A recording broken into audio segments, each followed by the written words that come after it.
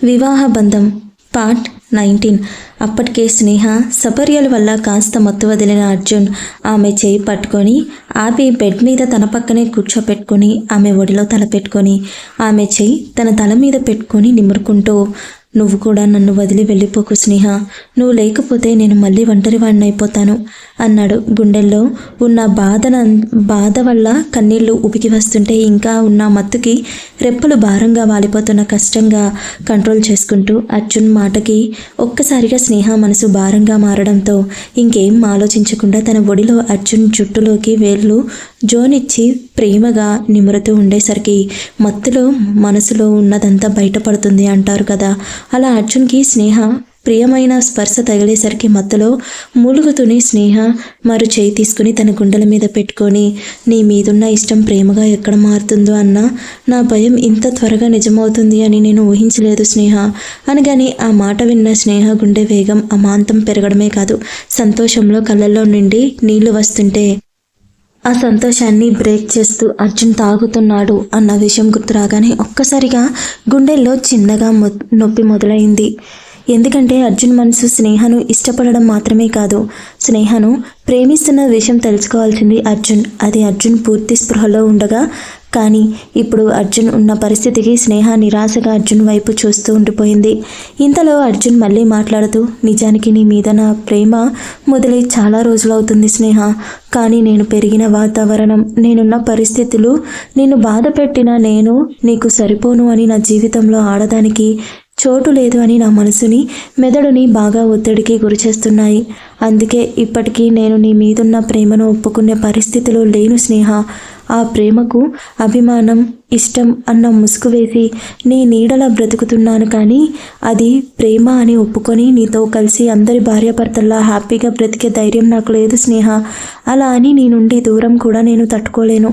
నీ మీదున్న నా పిచ్చి ఎంతగా పెరిగిపోయిందంటే, నీకు ఏదైనా చిన్న గాయమైనా ఆ నొప్పిని నేను ఫీల్ అయ్యేంతగా, నీకు ఏదైనా బాధ కలిగితే దానికి నేను బాధపడే అంతగా, నీ గురించి ఎవరైనా తప్పుగా మాట్లాడితే వాళ్ళ ప్రాణం తీసేయాలి అనిపించే అంతగా, నీ సంతోషం కోసం ఏమైనా చేయడానికి సిద్ధపడే అంతగా, కానీ నీ కోసం ఏం చేసినా నువ్వంటే నా మనసులో ఎంత ప్రేమున్నా అది బయటకు చెప్పలేని పరిస్థితి నాది.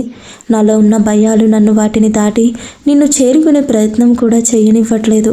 నువ్వు నన్ను వదిలి వెళ్ళిపోవు అన్న నమ్మకం నీ మీద నాకున్నా సరే, నా ఇన్సెక్యూరిటీనెస్ని దాటి నేను నిన్ను భారీగా అంగీకరించలేకపోతున్నాను స్నే అంటూ అప్పటికే ఉదయం నుండి బాగా అలసిపోవడం వల్ల నెమ్మదిగా గాఢ నిద్రలోకి జారుకున్నాడు అర్జున్. అప్పటికే అర్జున్ మాటలకి గట్టు తెగిన గోదావరి నదిలో స్నేహ కన్నీళ్లు ప్రవహిస్తూనే ఉన్నాయి. కారణం, ఇన్ని రోజులు కేవలం అర్జున్ మనసులో స్థానం దొరికితే చాలు అని మాత్రమే ఆశపడింది స్నేహ. కానీ అర్జున్ పైకి కఠినంగా ఉన్న మనసులో తన మీద ఇంత ప్రేమ పెంచుకున్నాడు అని తెలియగానే మనసు సంతోషంలో ఉరకలు వేస్తుంటే, అర్జున్ మనసులో మార్పు మాత్రమే కాదు, తను ఎట్టి పరిస్థితుల్లోనూ అతన్ని వదిలి వెళ్ళను అన్న నమ్మకం కూడా అర్జున్లో బలంగా కలిగించాలి అని నిర్ణయించుకుంది దృఢంగా. ఇన్ని రోజులు మనసులో దాచుకున్న భారం అంతా బయటపెట్టి బాధపడడం వల్ల వాడిపోయిన అర్జున్ మొహాన్ని తన చీర కొంగుతో నీట్గా తుడిచి మొదటిసారి ధైర్యంగా అర్జున్ నుదుటి మీద తన ప్రేమనంతా కలిపి ముత్యమంత ముద్దు పెట్టగానే నిద్రలోనే అర్జున్ అందంగా నవ్వడం చూసి, మీ నవ్వు చాలా బాగుంటుంది అర్జున్ గారు, ఇక నుండి ఈ నవ్వు ఎప్పుడు మీ పెదాల మీద నుండే ఉండేలా చూసుకునే బాధ్యత నాది అని మరోసారి ప్రేమగా అర్జున్ నుదిటిన ముద్దాడి నెమ్మదిగా అర్జున్ని బెడ్ మీద పడుకోబెట్టి బ్లాంకెట్ కప్పి అక్కడ నుండి కదలబోయింది. కానీ ఇంతలో తన పైట కొంగు ఎవరో లాగినట్టు అనిపించింది. వెనక్కి తిరిగిన స్నేహకు నిద్రలో ఉన్న చంటి బిడ్డ తల్లి కొంగు పట్టుకున్నట్టు అర్జున్ తన కొంగు పట్టుకొని నిద్రపోవడం చూడగానే అందంగా విచ్చుకున్నాయి స్నేహ పెదాలు. నెమ్మదిగా ఆ కొంగు విడిపించుకొని అభిమానంగా అర్జున్ తల నిమిరి అక్కడి నుండి తిరిగి తన రూమ్కి వెళ్ళబోతూ అర్జున్ చేతి గాయం చూడగానే బాధతో కళ్ళల్లో నీళ్లు తిరిగాయి స్నేహకు. వెంటనే కిచెన్లోకి వెళ్ళి గోరువెచ్చని నీళ్లు, పసుపు తెచ్చి అర్జున్ చేతి గాయాన్ని క్లీన్ చేసి పసుపు రాసి నిద్రలో అర్జున్కి ఇబ్బంది కలగకుండా పిల్లో సెట్ చేసి అక్కడి నుండి తన రూమ్కి వెళ్ళిపోయింది స్నేహ. తనుంటున్న రూమ్లోకి వెళ్ళిన స్నేహ అర్జున్ సడన్గా ఎందుకో అంతలా తాగాడో, అసలు ఇంటికి ఎలా వచ్చాడో అని అర్జున్ గురించి ఆలోచిస్తూ ఆ రాత్రి నిద్రకు దూరమైంది స్నేహ.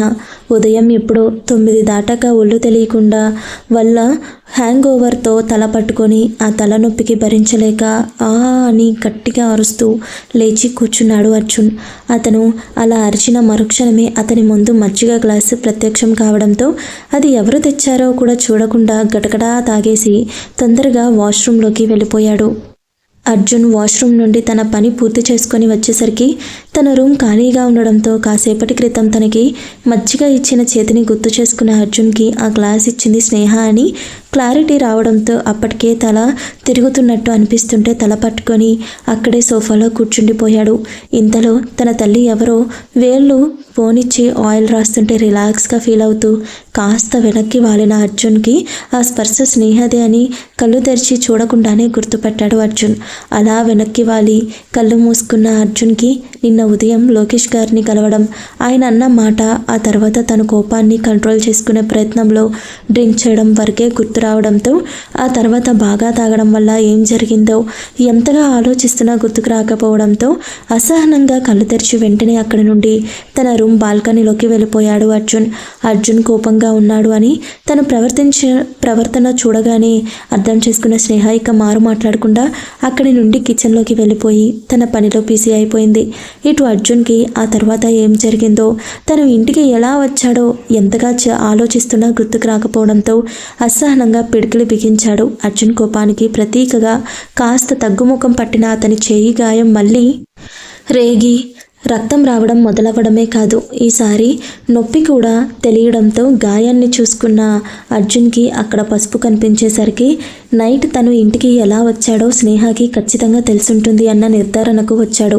కానీ బలంగా ఒక నిర్ణయం తీసుకొని చాలా తొందరగా రెడీ అయ్యి మెరుపు వేగంతో కింద హాల్లో ఎవరున్నారు, తనని ఎవరు పిలుస్తున్నారు, తన కోసం ఎవరు ఎదురు చూస్తున్నారు అన్న ఆలోచన కొంచెం కూడా మైండ్లోకి రానియకుండా డైరెక్ట్గా ఆఫీస్కి వెళ్ళి వర్క్లో బిజీ అయిపోయాడు అర్జున్.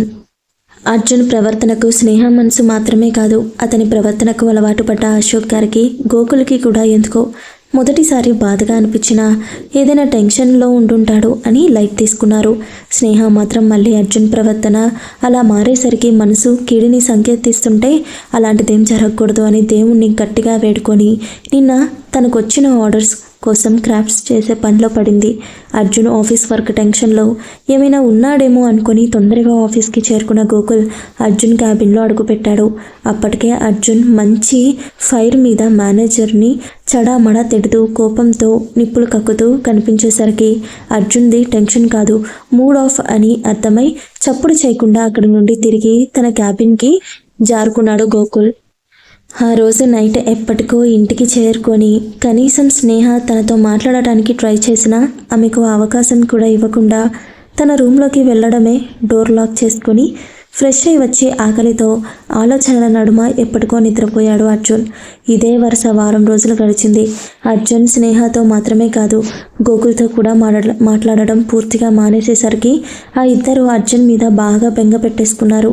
గోకుల్ మీరా కసురుతూ కొంచెం పెట్టడం వల్ల అయినా తింటున్నాడు, కానీ అర్జున్ తిండి సరిగ్గా తినకపోవడంతో స్నేహ కూడా అర్జున్ మీద బెంగ పెట్టుకొని తిండి తినడం మానేసి ఈ కొద్ది రోజుల్లోనే స్నేహ పేరు సోషల్ మీడియాలో హల్చల్ చేయడమే కాదు, ఆమె తన పనిలో మంచి బిజీ అయినా ఆ సంతోషం మాత్రం స్నేహ మొహంలో ఏమాత్రం లేకుండా పూర్తిగా నీరసించిపోయింది. అర్జున్ స్నేహ గోకుల్తో మాట్లాడకపోయినా ఓ కంట ఆ ఇద్దరిని గమనిస్తూనే ఉన్నాడు.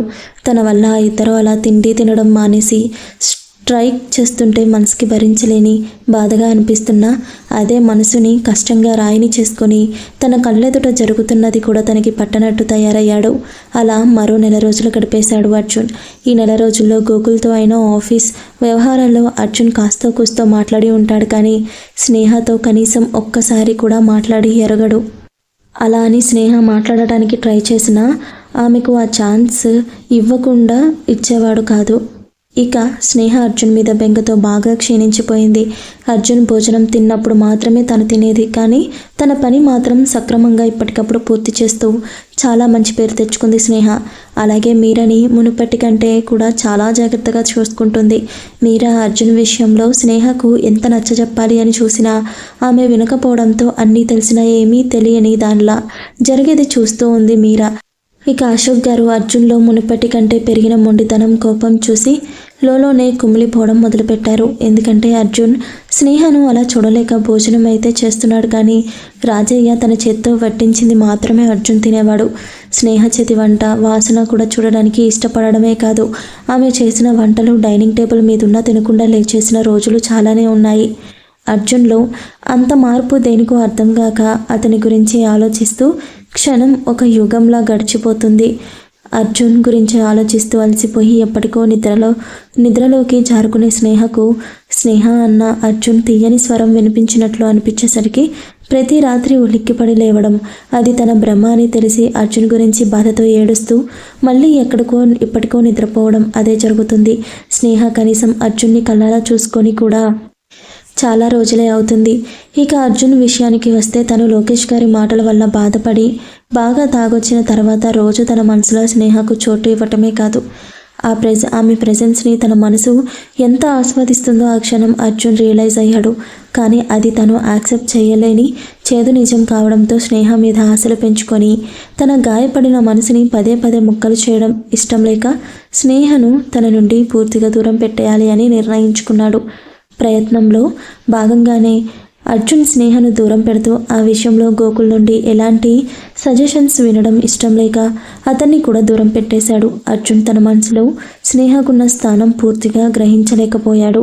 ఒకవేళ స్నేహ మీద తనకున్నది ఎలాంటి ప్రేమ ఒకసారి తీరిగ్గా తనంతటా తానే తెలుసుకునే ప్రయత్నం చేసినా ఇప్పుడు అర్జున్ ఇలాంటి తప్పు చేస్తుండేవాడు కాదు, స్నేహను ఇంత బాధ పెట్టేవాడు కాదు.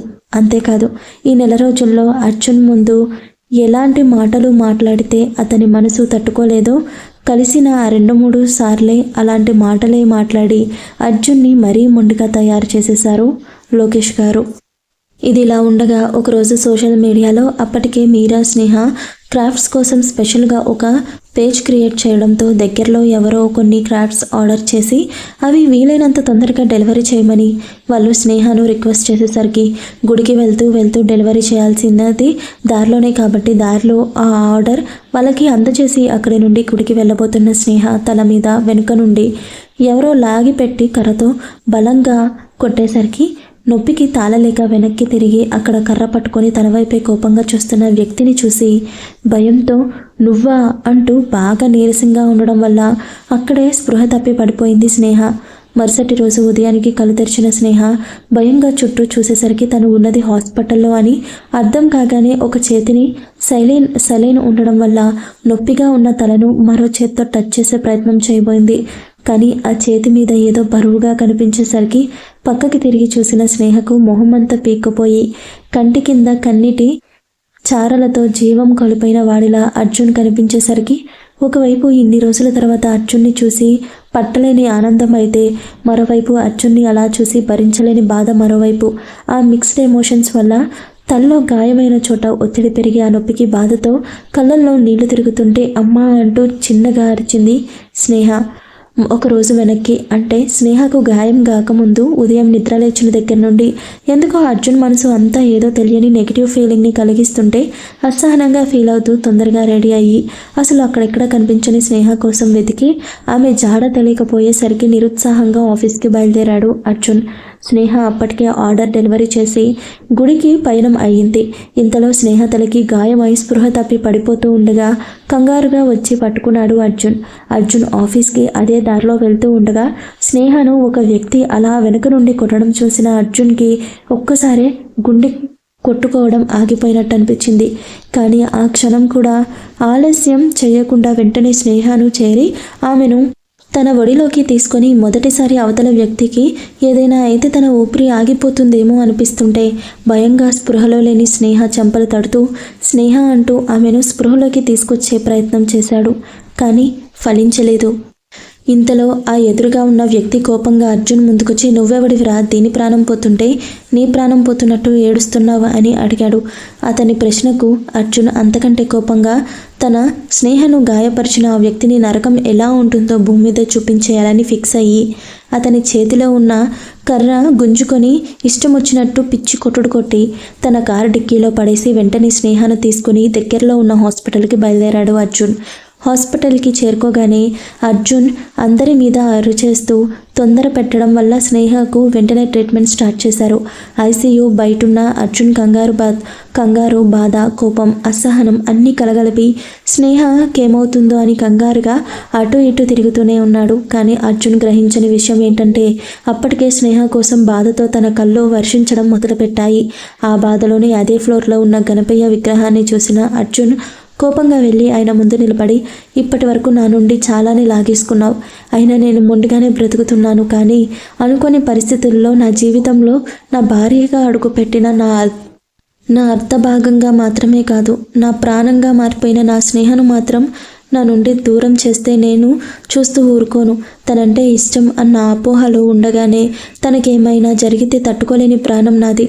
అలాంటిది ఇప్పుడు తనంటే ప్రాణం, అసలు తనే నేను అని పూర్తిగా రియలైజ్ అయ్యాక తనని నా నుండి ఎవరు దూరం చేయాలి అని చూసినా నేను అస్సలు వదిలిపెట్టను. నా కోసం నా స్నేహ బ్రతికి తీరాలి. ఇది నా నుండి ఆర్డర్ అనుకున్నా, కోరిక అనుకున్నా, ఇంకేమనుకున్నా నాకు ఎలాంటి ప్రాబ్లం లేదు. కానీ నా నుండి నా ప్రాణాన్ని మాత్రం వేరు చేయకు. ఒకవేళ వేరు చేస్తే ఆ మరుక్షణమే నేను కూడా తన వెంటే వచ్చేస్తాను అని దేవుడికే గట్టిగా వార్నింగ్ ఇచ్చి తిరిగి మళ్ళీ ఐసీయూ ముందు కంగారుగా మార్చింగ్ మొదలుపెట్టాడు అర్జున్. కాసేపటికి ఆ రూమ్ నుండి బయటకు వచ్చిన doctor, she is okay now, but ఆమె తలకి అయిన గాయం సున్నితమైన ప్లేస్లో తగలడం వల్ల ఆమె ఎక్కువ స్ట్రెస్ తీసుకోవడం అస్సలు మంచిది కాదు, ఆమెను చాలా కేర్ఫుల్గా చూసుకోవాలి అని చెప్పగానే అర్జున్ గుండె కాస్త నెమ్మదిగా నార్మల్గా కొట్టుకోవడం మొదలుపెట్టింది. ప్రశాంతంగా ఊపిరి పీల్చుకొని, నేను తనని చూడాలి డాక్టర్ అని రిక్వెస్ట్ కాకుండా తన స్టైల్లో ఆర్డర్ వేసినట్టే అడగడంతో కాసేపటి క్రితం అర్జున్ చేసిన రచ్చంతా గుర్తు చేసుకున్న డాక్టర్ వద్దని చెప్పే ధైర్యం చేయలేక, సార్, ఆమె ప్రాణాపాయ స్థితి నుండి బయటపడ్డారు కాబట్టి ఆవిడ విషయంలో చాలా జాగ్రత్తగా ఉండాలి, మిమ్మల్ని వెళ్ళొద్దు అన్నా వెళ్తారు కాబట్టి చెప్తున్నా, ప్లీజ్ బీ కేర్ఫుల్, ఆవిడ రేపు ఉదయానికి కానీ స్పృహలోకి రాదు అని చెప్పేసి ఆయన వెళ్ళిపోయారు. ఆయన అలా వెళ్ళగానే 2 అడుగుల్లో ఐసీయూ డోర్ ఓపెన్ చేసిన అర్జున్కి తలకి కట్టుతో అలా అసహనంగా హాస్పిటల్ బెడ్ మీద ఉన్న స్నేహను చూడగానే ఒక్కసారిగా దుఃఖం తన్నుకొచ్చింది. 4 అడుగుల్లో స్నేహను చేరి ఆమె చేతిని తన చేతుల్లోకి తీసుకుని ఇన్ని రోజుల్లో నీరసంగా అస్థిపంజరంలా తయారైన ఆమెను చూస్తూ మౌనంగా కన్నీళ్లతో చూస్తూ ఉండిపోయాడు. సాయంత్రం అవుతుండగా గోకుల్కి కాల్ చేసి స్నేహ తనతోనే ఉంది అని, మేము రేపు ఈవినింగ్కి ఇంటికి వస్తామని మాత్రమే చెప్పి మరో మాటకు తావివ్వకుండా కాల్ కట్ చేసేసి స్నేహను చూస్తూ ఆమె చేతి మీద అలానే నిద్రపోయాడు అర్జున్. స్నేహ అలా చిన్నగా అరిచిన నిద్రలో ఉన్న అర్జున్ ఒక్కసారిగా ఉలిక్కిపడి లేచి స్నేహ కళ్ళల్లో నీళ్లు చూడగానే కంగారుగా డాక్టర్ అని అరిచాడు. అది ఐసీయూ అన్న విషయం కూడా పట్టించుకోకుండా